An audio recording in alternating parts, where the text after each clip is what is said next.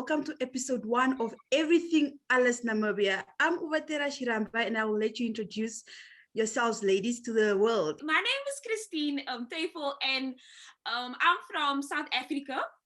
Cape Town to be exact, and I am super duper excited to be with the ladies today. Hello world, hello everyone. My name is Emily Shikomanda and I'm from Namibia, specifically the RLabs Namibia team, and I'm happy to be here today and share with you about our series. Hello everybody, my name is Renee Parker. I'm from RLabs. I'm sitting at the moment in Cape Town, South Africa on a rainy day. And I'm so excited to be here with these ladies. It's Tuesday for us. Not sure when you're going to watch this recording, but it's Tuesday and every other Tuesday we get together. We're supposed to be working, but we really just talk.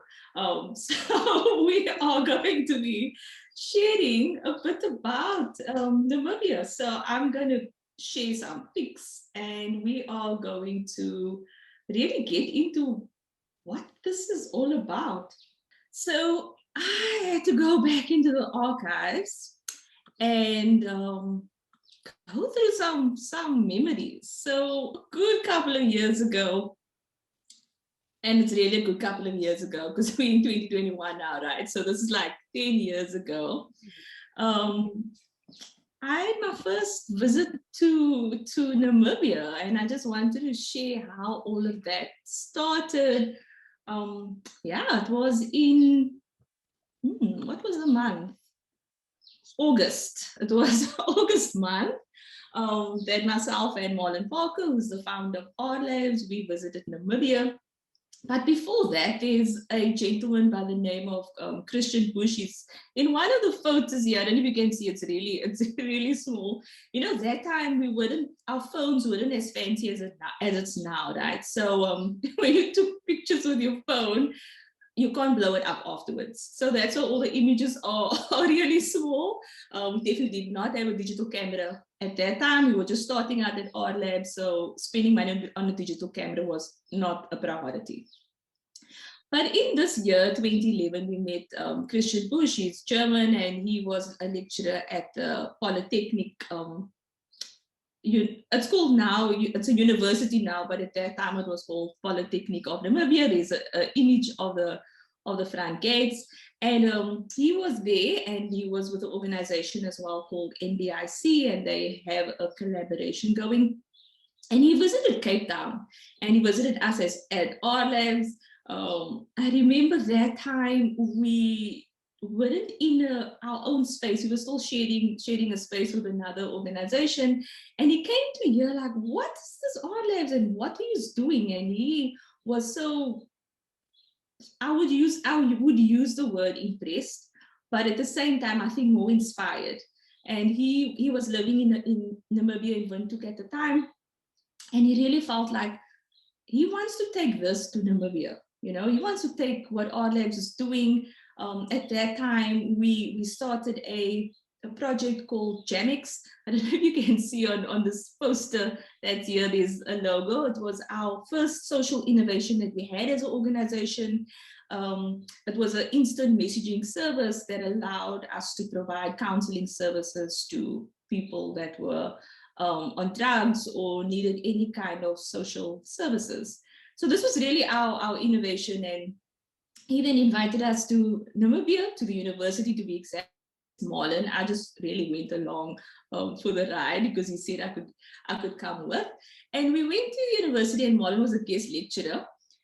And the topic was how you can innovate, build a business and create social change, because that's really what RLabs was doing, right? We had a business on the side, which was the Jamix one, which was generating revenue. And we were really big on making social change, making an impact, changing the lives of individuals through innovation and training. And so Marlon went and he did a lecture. And we were really happy that people pitched up. You know, sometimes these posters go out, it's after hours on campus, like who's going to come? I really thought like university students would just want to go home, but we had a really good crowd. And they, you know, loved the story afterwards. There were so many questions. And then Christian, in his way of really trying to convince us that we should bring honors to Namibia, he took us on a game drive, right? And so the only thing I really knew about Namibia is that there's deserts and it's dry. So when we went in August month, which is winter, which is the dry season, look at me, I sound like an expert in Namibia weather now, but it was the dry season. He took us on a game drive, and as you can see in the images, I'm standing like on a hill or something, and you just see this arid deserts and hills going on like, you know, for so many kilometers, right? And we were driving for a long time, and then finally we saw these animals and we saw this river, and we were having a conversation in the car with Christian, and his family was with him, of course. And we were talking about, like, you know, you can look at this arid landscape and you would, and if you just look like really fast, you just see the hills, right? And you just see the dryness and you think like, you know what, there's nothing, can this road just end? Because that's really what I was thinking, like, what am I looking at, you know? But anyway, and when we got to the river and we saw the animals and they were actually drinking from it, and we had this whole conversation around how our different environments might look like the desert, right? And so, and we were actually having this analogy that for us, we found that RLabs is actually like a river, right? And so people can come, people can drink, they can go off, they can go about their business, but it's the nourishment. And so thinking for Namibia in particular, how do we bring this place or the space that's not only aimed at university graduates, that's not only aimed at those that are already educated and learned or have businesses, but it's really aimed at everyone. Anybody needs to have access to this. You know, it's not only for certain individuals. And how do you create a space where people can come together? You're creating an environment that talks about whether it's innovation, but at the same time, you're talking about hope, and you're talking about education, and you know, like there's all these words that you can use that all comes together, but at the same time, people realize, you know what, I can solve my own problems, because we definitely believe that, right? People that are going through something, they are the best people to solve. They definitely have the solution to it, so they are able to solve it. But people need an environment, people need other people around them that creates that and that fuels them. So yeah, we had long discussions about like the desert, thinking about RLabs Namibia. Well, we didn't think RLabs Namibia, we just thought about Namibia, and could this be something we bring? Should it be a project? What should it look like? We were just sure, like, you know, we actually want to do something here. So our first trip to Namibia was really interesting. Not only did we meet really cool people, but we saw the landscape and just thinking, you know what, can RLabs be a place, you know, where people can come and drink and be refreshed, refreshed to carry on, refreshed to dream again, refreshed to restart their lives or just start. And so, yeah, and that was really, you know, what all the thoughts that were running through our heads.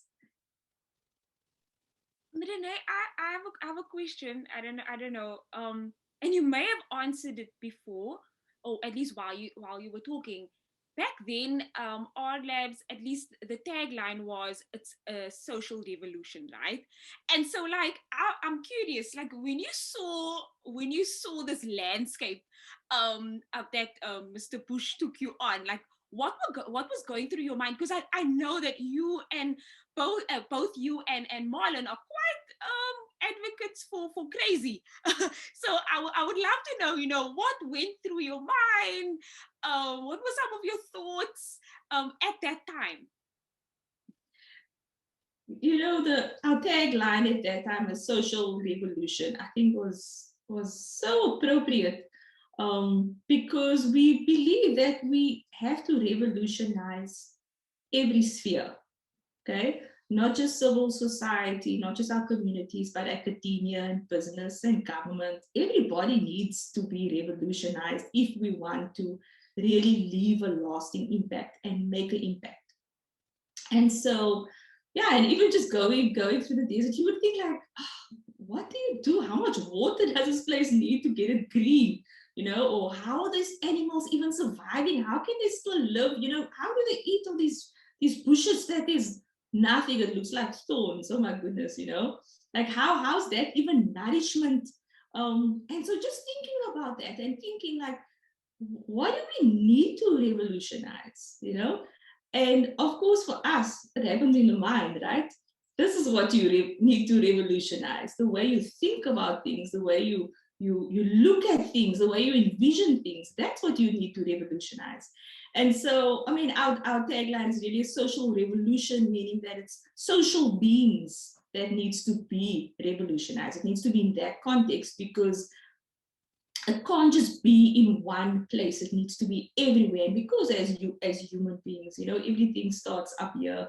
And so how do we get to revolutionize ourselves? Because of course that's where it starts, right? And so that it becomes contagious. And of course now our tagline is making hope contagious, and we talk about hope a lot, the hope economy. So yeah, and so because that is really how it you know, the ripple effect, or you know, when you see somebody else, especially when people come from the same community, and you see someone that is in your situation, and you see this person has actually changed how they live, or change how they look at things, or how they see things, it makes you think, oh wow, maybe it's possible for me as well. Yeah. And the more people do that, you know, that's how a revolution starts. It really starts, you know, with somebody thinking, let's be crazy enough to think that I can change this. Let's change the status quo, man, you know, just because I didn't go to university, just because I don't have money, doesn't mean I can't amount to anything. It doesn't mean I can't dream. I can't create things. I can't solve my own problems. I can't come up with solutions. You know, that does not disqualify me. Yeah, I don't know about you ladies, but like my heart is racing so fast. Like and I'm growing so excited. I mean, Emily or Vatera, you know, I don't know, what are your thoughts? What have your thoughts been throughout this? Yeah, either of you are welcome to just share. Yo, Crystal, I'm moved actually. I'm moved. It actually just takes one confident, determined, and ready to grow seed to be watered, and it will blossom. The seeds will go fall all over the place. It can be carried through like animal dung and so forth, and it will just continue growing. I love it. So for me, RLabs Namibia, it's not going to die anytime soon. It's going to multiply and grow all over and exceed the country borders as well. So I'm moved. I'm moved. I absolutely love it. And of course, I mean, that's the reason why we're here today, right? Just to of course, to our viewers, like, honestly, this is only the beginning. This is like literally the beginning.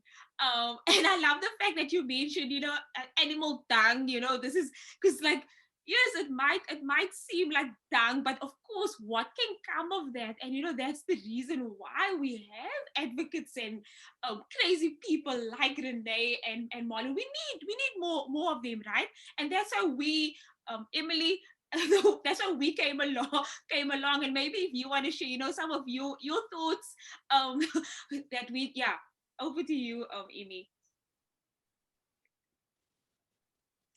Well, thank you, ladies. Thank you, Cresto. Is it my thoughts on the presentation, Renee's talk, or how I came about, or? I mean, you can you can talk about, you know, what are some of the things that came to mind, you know, just while listening to Renee speak about your country, you know, your home. Yeah. Of course, you were quite 2011. How old were you then, Emily?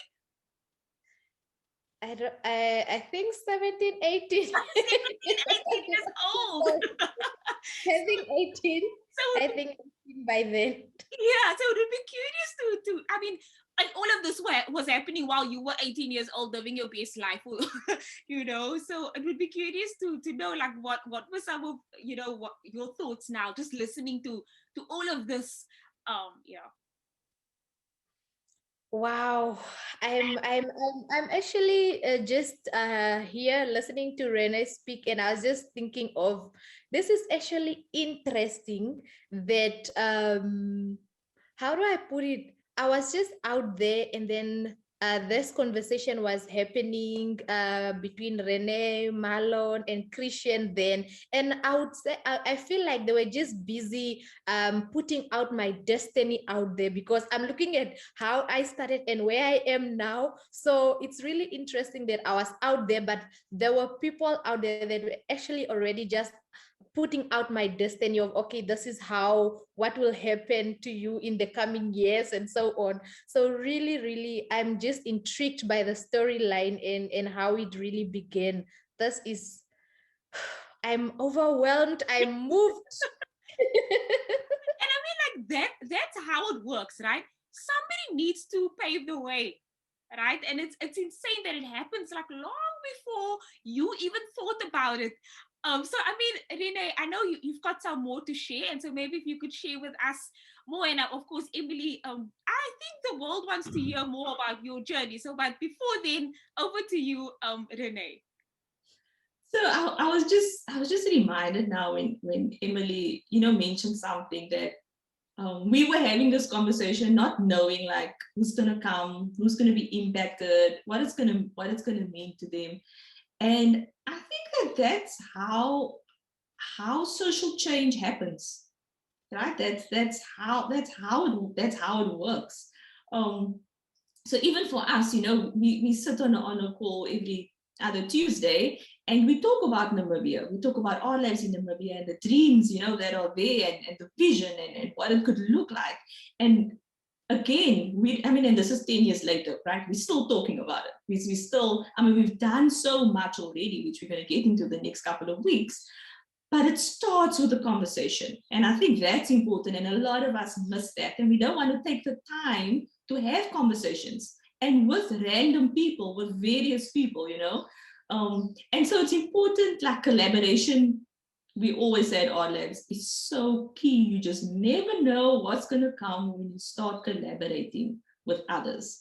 So yeah, I don't think we had any idea that we would be sitting here 10 years later having this very conversation, when 10 years ago, it's almost 10 years to the month, right? We're in July, and this was August. I didn't even check the dates exactly, but it's quite significant that 10 years later we deciding, like, how did all of this start? Because of course we have new people joining the team, and not everybody was around at that time. Like, I love how Christine said Emily was living her best life at 18 years old. But I think you're still living your best life now, right, Emily? Being at RLabs, at least I'm hoping, I'm hoping so. So yeah, it was definitely it was having conversations and with different people and collaborating with different partners, and just thinking like, what makes Namibia unique? What is there? I always say it's always about the people. Yes, the landscape, is there, and the natural things.